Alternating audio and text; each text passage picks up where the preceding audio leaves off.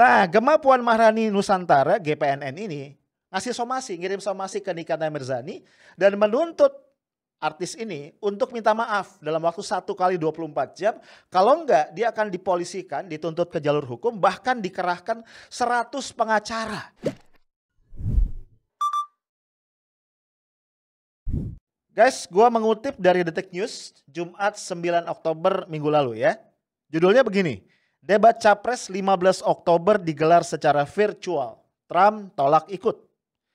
Debat calon presiden Amerika Serikat kedua yang dijadwalkan pada 15 Oktober mendatang akan digelar secara virtual karena alasan kesehatan usai Presiden Donald Trump positif virus corona COVID-19.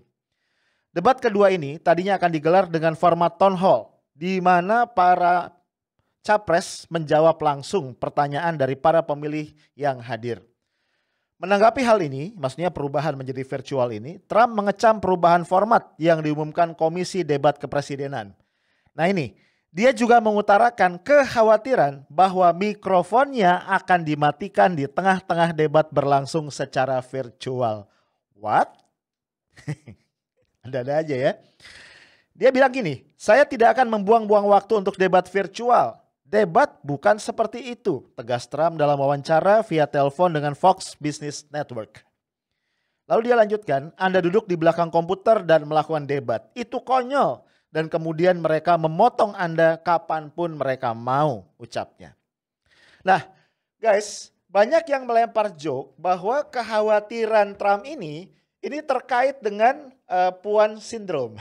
Ya, karena ini kan viral banget ya, kejadian ketika Mbak Puan Maharani, Ketua DPR RI, itu di sidang paripurna 5 Oktober yang lalu dengan agenda pengesahan RUU Omnibus Law Ciptaker menjadi undang-undang, itu mematikan mikrofon tepat ketika salah satu politisi Demokrat yang akan menyatakan keberatannya sedang bicara. Lagi berapi-api, itu dimatiin. Nah itu viral banget ya, viral banget. Banyak meme, video segala macam yang kemudian muncul di publik, beredar di medsos, dan sempat gue bahas di podcast gue sebelumnya. Nah bahkan nih gue mencatat ya, itu salah satu artis yang sensual dan banyak menuai pro cons, yaitu Nikita Mirzani, itu juga dipolisikan, ya, diancam dipolisikan oleh apa nih nama gerakannya? Gema Puan Maharani Nusantara. Wih, gue baru dengar ya. Sekarang banyak ormas yang mendukung tokoh-tokoh politik ya. Gue jadi kepikir gue pengen bikin juga ya, Gema Arif Munandar Nusantara atau Gema Bang Arif Nusantara. Nah, apa sih cuitannya atau kata-katanya si Nikita ini yang bikin marah pendukung-pendukungnya Mbak Puan? Jadi rupanya di Instagramnya Nikita nulis kayak gini. Kenapa Ibu Puan Maharani matiin mikrofonnya? Kurang fair ketika orang sedang menyuarakan suaranya tapi tidak bisa didengar. Iya juga sih ya. Negara ini dibangun atas dasar Pancasila. Wih, dikaitin sama Pancasila. Kalau gua nggak salah nih, yang bikin Gema Puan Maharani Nusantara marah ini nih ya, dikaitin sama Pancasila. Negara ini dibangun atas dasar Pancasila. Masih inget nggak Pancasila dari 1 sampai 5? Jangan sampai aku datangkan Tante Lala ke DPR RI. Duh. Info aja ya, bagi yang lupa atau belum ngeh ya, Tante Lala ini sosok ibu-ibu ya, kalau nggak salah logatnya logat Manado gitu deh. Yang viral ya, viral di satu video di media sosial gitu. Dia lagi ngajarin anaknya, cowok, anak SD gitu, Pancasila nih, atau sampai 5, tapi nggak bisa-bisa tuh anak, terus dia kesel. Gitu ya. Gue ngebayang aja nih kalau Tante Lala diundang ke DPR ya. Nah, Gema Puan Maharani Nusantara (GPNN) ini ngasih somasi, ngirim somasi ke Nikita Mirzani dan menuntut artis ini untuk minta maaf dalam waktu 1 kali 24 jam. Kalau enggak, dia akan dipolisikan, dituntut ke jalur hukum, bahkan dikerahkan 100 pengacara. Wih, gila ya, 100 pengacara. Dahsyat banget buat urusan kayak gini. Nah, yang menarik ya, ini yang bikin gua geleng-geleng. Ternyata ancaman itu oleh Nikita dilayanin. Dia bilang dia nggak takut ya, bahkan dia tantangin. Dia bilang apa nih? Ini 1 kali 24 jam udah lewat nih, gitu kan? Mana gitu ya? Ayo sini gua hadapin satu-satu. Bahkan dia bilang ya, kalau sekedar 100 pengacara nanti gua hadapin dengan 1000 jin. Wih. Ini gua bingung. Kenapa makhluk dunia lain dibawa-bawa ya? Nah ternyata kemudian case ini dibahas nih sama Hersu Beno Arif dan Rocky Gerung ya di channelnya mereka. Dan di situ Rocky Gerung bilang dia menyatakan dukungannya atas apa yang dilakukan oleh Nikita. Gitu ya. Dia bilang dia siap berdiri di samping Nikita untuk mendukung. Bahkan dia bilang nih, ini kata-katanya agak ini ya. Dia bilang apa? Lekuk pikirannya Nikita, maksudnya lekuk pikiran dalam konteks ya ketajaman dia mengkritik gitu ya. Itu lebih seksi ketimbang lekuk tubuhnya, lekuk tubuh ya, yang banyak diintip dan banyak apa ya, diamati lah gitu, dijadikan buah bibir para netizen. Weh, gila. Gue ketawa-ketawa nih ya. Gue surprise banget ya, sampai artis ya kayak Nikita gitu yang biasanya ribut-ributnya bab yang lain gitu ya, ternyata juga mengamati politik ya. Nah di situ kayaknya nih kita nggak bisa memang don't judge a book by its cover ya, don't judge a book by its cover, beneran ya. Orang-orang kayak Nikita gitu ya, mungkin artis-artis yang lain juga ternyata peduli banget nih sama politik kita yang lagi kayak begini. Nah guys, gue ingin ajak kita sama-sama lihat, kita coba analisis apa sih sebenarnya yang terjadi. Kalau gue ngelihat dari sisi sosiologis nih, kayaknya ini rejimnya panik. Ya, jadi kayaknya rejim ini nggak menduga bahwa respon civil society terhadap undang-undang Omnibus Law Ciptaker atau UU Cilaka ini sedemikian hebat gitu loh. Ya, mereka nggak prepare. Ya, jadi gamang. Namanya orang gamang, orang panik, kaget. Itu responnya kemudian jadi random ya.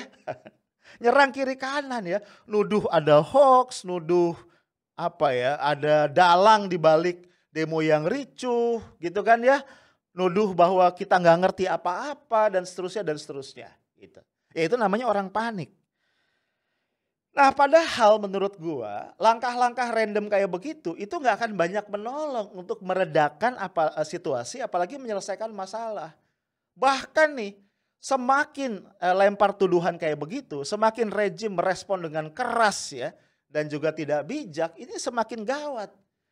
Nah ini gue mencatat ya, bahkan orang-orang yang sebelumnya sangat mendukung rejim, setidaknya mendukung Pak Jokowi lah gitu ya, sehingga sering disebut sebagai kelompok Jokowers begitu, itu satu persatu pelan tapi pasti balik badan. Ya, dari lovers menjadi haters. Bahkan ini sampai dicatat oleh oleh media Warta Ekonomi ya, 11 Oktober. Jadi dia ngelis nih ada beberapa orang. Misalnya ini di bawah judul beritanya adalah satu persatu Jokower ganti kulit, ganti kulit. Dulu lovers kini haters. Dia mencatat misalnya pertama Ulil Absar Abdallah. Ya. Ini tokoh yang dulu terang-terangan ngaku jaringan Islam liberal. Dia bilang gini, ini bukan orde reformasi, ini adalah orde tuli. Wih, kasar ya. Orde yang ditandai dengan sikap pemerintah yang makin insuler, self-contained. Self-contained itu fokus sama diri sendiri gitu ya. Nggak mau mendengarkan publik, yang didengar hanya kartel oligarki.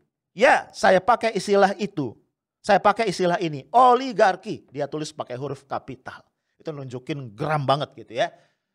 Bahkan Ulil itu mengapresiasi NU dan Muhammadiyah yang berpihak pada masyarakat ketika menolak Undang-Undang Ciptaker. Dia bilang gini, they are on the right side of history. Keras ya. Lalu masih di beritanya Warta Ekonomi yang sama tadi, Abdillah Toha ini juga salah satu Jokower yang cukup setia. Itu lewat cuitannya di @at_Abdillah Toha bilang begini, Presiden Jokowi bilang oposisi terhadap UU Cipta Kerja karena banyak hoax. Benar, banyak hoax beredar. Tapi apa Pak Jokowi mau bilang bahwa keberatan banyak intelektual dan petinggi universitas juga berdasar hoax? Saya kira tidak. Saya juga ngira enggak Pak Abdillah ya. Menurut saya pemerintah telah gagal dalam komunikasi publik. Jadi Pak Abdillah Toha menyoroti adalah sisi komunikasi publiknya. Dari kalangan komika ya. Ini Ernest Prakarsa di @ErnestPrakarsa mengatakan begini. Apalah kita ini bagi para pemimpinan mulia. Weh nyindir ya. Apalah kita ini bagi para pemimpinan mulia, selain deretan angka. Angka korban pandemi, angka pengangguran, angka pemilih para kandidat, angka dan angka dan angka. Tanpa jiwa, tanpa suara. Wih, Puitis banget sindirannya. Gua nggak tahu apakah bakal nambah nih deretan lovers yang kemudian jadi haters.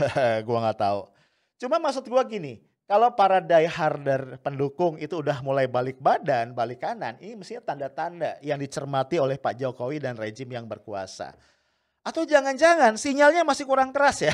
Jangan-jangan nih nunggu nih sampai kalibernya Abu Janda, Denny Siregar, Adi Armando, Eko Kuntadi balik badan ngeritik pemerintah mungkin ya baru pemerintah bakal denger. Walau alam ya. Nah menarik ya untuk kita terusin dikit nih ya. Salah satu jurus pemerintah di dalam merespon kekisruhan Undang-Undang Ciptaker Omnibus Law ini apa? Menuduh bahwa para pendemo gitu ya, buruh, mahasiswa, tokoh-tokoh gitu ya yang demo itu termakan hoax gitu kan, termakan hoax. Nah persoalannya adalah gini, ini logika sederhana gue ya. Kalau hoax itu kan gini ya, ini ada dokumen resminya, terus kita nyebarin sesuatu yang bertentangan atau beda nih sama dokumen resminya gitu kan. Di dokumennya A kita bilang B, di situ B kita bilang C. Atau di dokumennya ada kita bilang nggak ada, di dokumennya nggak ada kita bilang ada. That's hoax. Nah persoalannya berbondong-bondong anggota DPR RI ngaku bahwa even jangankan waktu musyawarah di Balek ya, even sampai saat pengesahan mereka belum pegang itu draft final yang disahkan ya. Mungkin kalau dari partai oposisi PKS Demokrat ya udahlah mereka oposan gitu ya. Tapi ya dari partai yang pendukung pemerintah sendiri gitu loh. Ya misalnya siapa Bung Fadlizon kan udah gue bilang di podcast sebelumnya. Dia juga ngomong begitu. Bahkan dia sampai minta maaf sama rakyat gitu ya atas disahkannya undang-undang ini. Jadi gue jadi bingung ya. Kalau bosnya Bung Fadlizon, Pak Prabowo itu bilang tiba-tiba. Sebelumnya dia nggak ngomong apa-apa tentang UU Ciptaker ya. Tiba-tiba Pak Prabowo bilang mereka yang menolak, mereka yang demo itu belum baca undang-undangnya. Ya gue bilang gimana mau baca? Draft finalnya sampai sekarang nggak bisa diakses sama publik. Jadi gue bingung sebenarnya yang disahkan tanggal 5 kemarin itu apa ya? Itu kan ada foto serah terima gitu ya dari Dewan kepada Pak Erlangga Hartarto kalau gue nggak salah kan, ya mewakili pemerintah. Itu yang diserahin apaan, gitu loh, ya. Nah, buat kita yang nggak terlalu paham mekanisme yang semestinya dalam penyusunan undang-undang atau law making proses, mungkin ada baiknya untuk menyimak cuitan ya dari salah satu politisi oposisi ya dari PKS. Pak Sohibul Iman yang di periode yang lalu itu menjadi wakil ketua DPR RI. Jadi menurut gua dengan pengalaman dia cukup legitimate buat ngomong gini. Dia ngomong gini nih, Pak Jokowi dengan cara kerja pemerintah dan mayoritas DPR seperti saat ini sulit tidak tersebar hoax karena tidak ada naskah final yang bisa dibaca. Contoh, ada yang nyebut pesangon dihapus, ada juga yang nyebut itu tetap tidak diutak-atik. Keduanya hoax, sebab pesangon emang tetap ada tapi jadi lebih kecil. Terus dia lanjut di tweet berikutnya.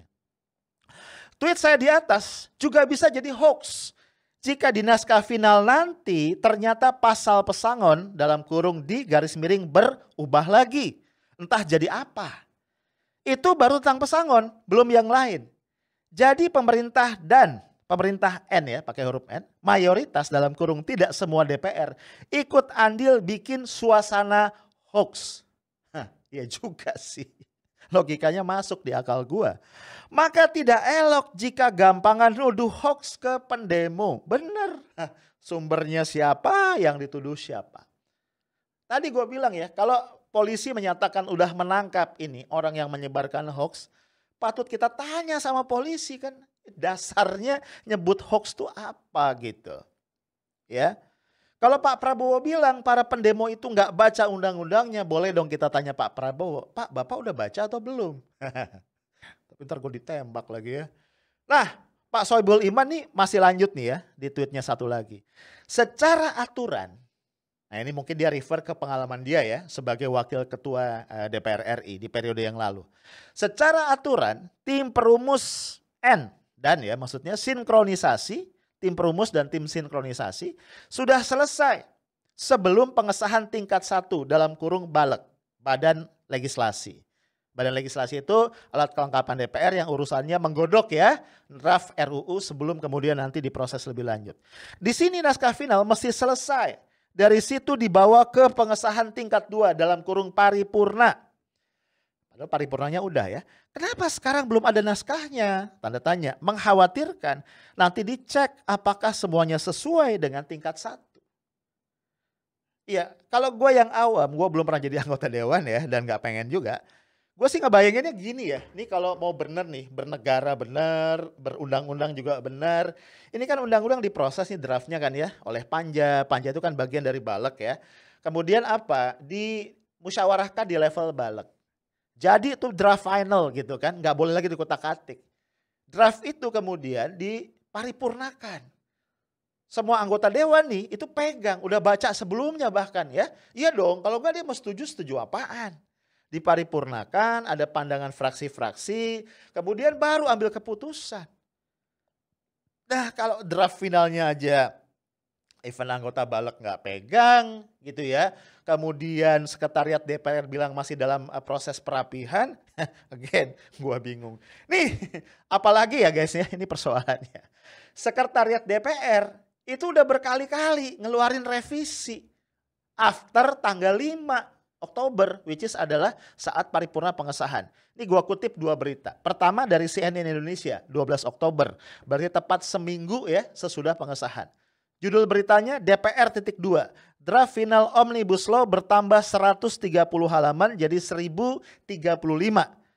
Jadi kan awalnya itu kalau gua nggak salah berapa nih? Kalau nggak salah sebelumnya itu 905 ya ketika disahkan ya walaupun ya anggota dewan juga nggak ngeliat barangnya ya.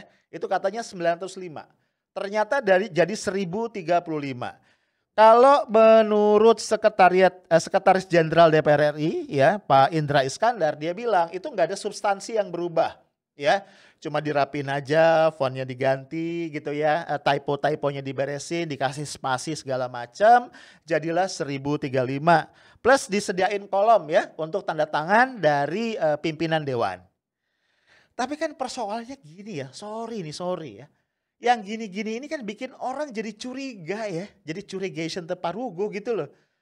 Disahkan 905, terus naik banget jadi 1035. Ada apa, what happen kan gitu kan ya. Ya gue sih mikir simple aja ya. Gak masuk di akal gue ya. Lembaga sekelas DPR bisa mengesahkan sesuatu yang ternyata belum dirapihin. Ini yang dahsyat nih guys, belum selesai ya. Kekagetan gue. Di tanggal yang sama, 12 Oktober, CNBC Indonesia merilis berita lagi. Ini judulnya benar-benar. Nah lo, berubah lagi, tanda seru. Draft final Omnibus Law 812 halaman. Mampus nggak lo? 905, 1035 di korting jadi 812 ya kan?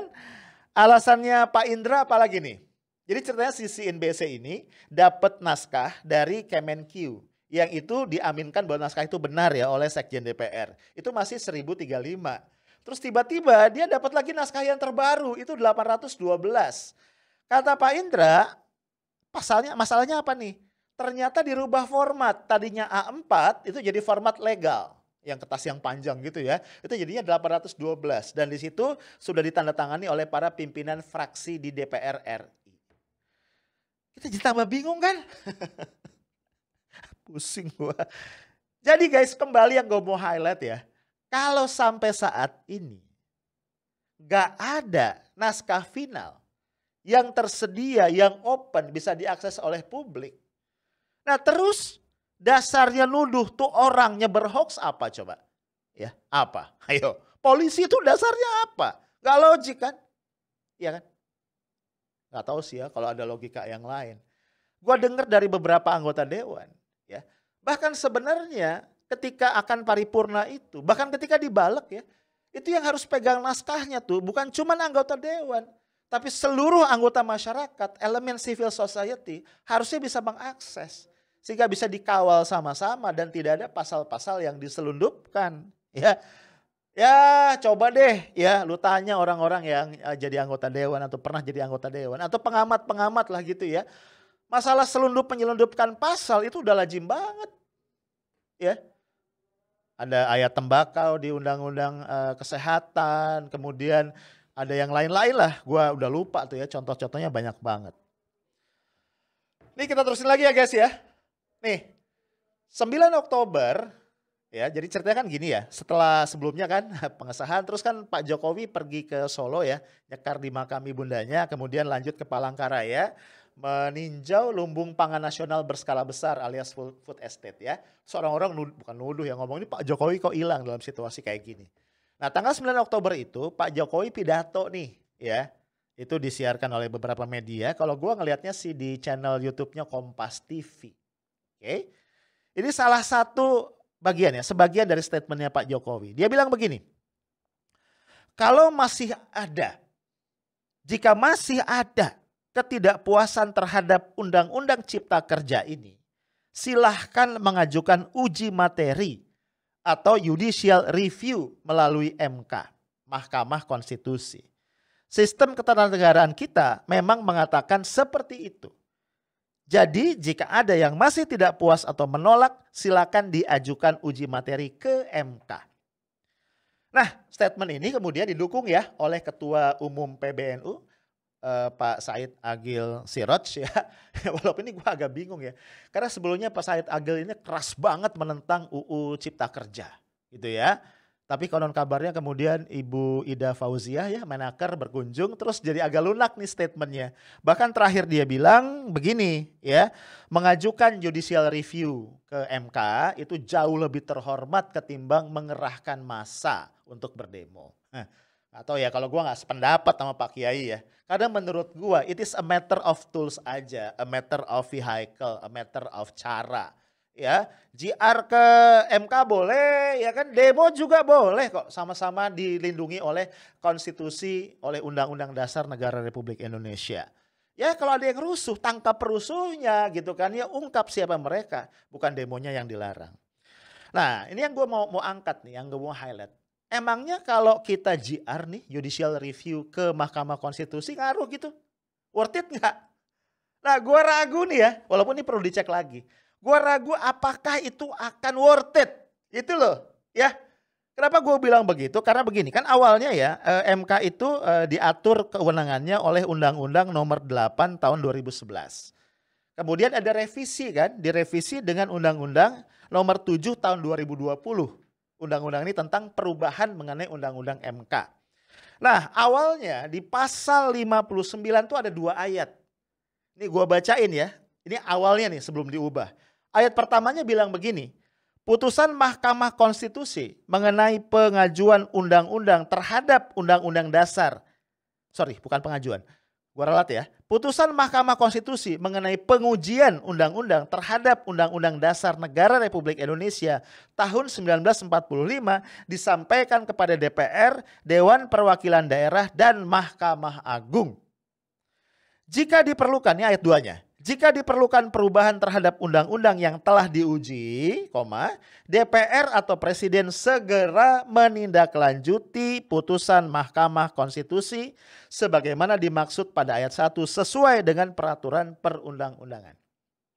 Nah guys, dalam perubahan tadi yang gua bilang ya berdasarkan Undang-Undang nomor 7 tahun 2020 yang berlaku mulai 29 September kemarin, ayat 2-nya ya, yang mengharuskan pemerintah dan DPR segera menindaklanjuti itu dihapus.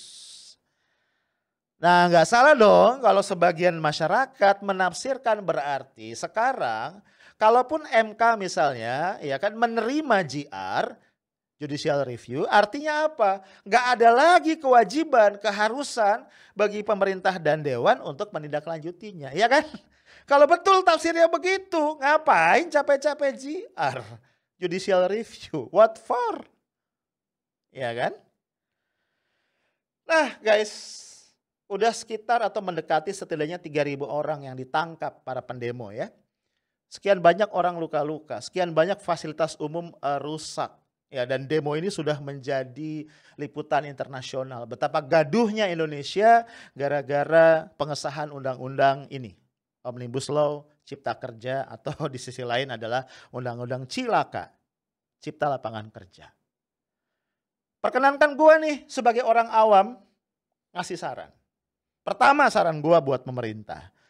Kalau pemerintah yakin memang betul ada sponsor, ada provokasi yang kemudian mendorong, yang kemudian memprovok terjadinya demo yang ricuh itu. Menurut gua ungkapkan.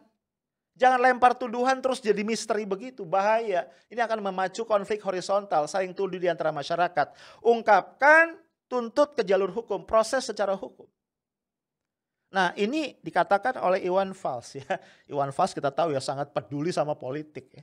Di cuitannya yang dikutip oleh satu media, Zona Jakarta 11 Oktober, dia bilang gini, itu aktor atau dalang kerusuhan demo yang kemarin atau apalah namanya, harus segera disebut namanya oleh pemerintah atau hakim. Kalau enggak, jangan-jangan orang bisa menduga presiden sendirilah dalangnya. Masya Allah. Iwan, galak banget loh. Ya, tapi gue setuju ya, harus segera ini diungkap siapa gitu. Kan sampai ya misalnya ya mantan presiden SBY merasa bahwa dia juga dibawa-bawa, dituduh, sampai dia merasa prihatin gitu kan ya. Kan kasihan. Bahkan sampai ada berita ya, ini Demokrat kesel ya terus dia bilang nih kalau gini nih gua bener-bener dorong nih SBY mimpin rakyat buat demo. Masya Allah kalau sampai kejadian bro, ini bisa konflik horizontal yang luas ya, kacau negara gua nih. Kedua, saran gue, segera buka akses masyarakat terhadap draft final Undang-Undang Omnibus Law Ciptaker tadi. Supaya kesimpang siuran itu bisa segera diatasi. Yang ketiga, segera lakukan klarifikasi. Kenapa kemarin proses lawmakingnya itu bisa begitu berantakan. Ya, ini harus segera diklarifikasi. Salahnya di mana? Kenapa bisa begitu? Nah, yang keempat, saran gue ini yang paling penting sebenarnya. Gitu ya. Ini undang-undang dicabut dulu. Lewat perpu atau lewat apa, gue gak ngerti lah mekanisme ketatanegaraan ya. Pokoknya cabut dulu. Pemerintah please fokus penanganan COVID-19 yang sampai sekarang gak kelar-kelar. Ya, kan Pak Presiden sendiri yang bilang, ekonomi gak boleh restart kalau penyebaran COVID-nya belum selesai. Dan Undang-Undang Ciptaker ini kan urusannya pemulihan ekonomi, restarting our economy kan gitu ya. Ya cobalah konsisten balik ke situ. Ntar nih kalau masih ngebet ya, ini udah kelar nih COVID, diproses lagi tuh undang-undang dengan cara-cara yang layak, dengan cara-cara yang etis, yang memenuhi standar lawmaking proses yang benar. Mudah-mudahan hasilnya akan jauh lebih baik. Tapi gue nggak tahu ya, ini 4 saran gue ini bakal didengar apa enggak ya sama yang berwenang. Wah gelap. Yang jelas nih gue harus segera akhiri. Ntar nih kalau gue kebanyakan ngomong, mic gue pula yang dimatiin sama yang punya studio. Itu dulu dari gue. Stay tough, smart, and professional. Assalamualaikum warahmatullahi wabarakatuh.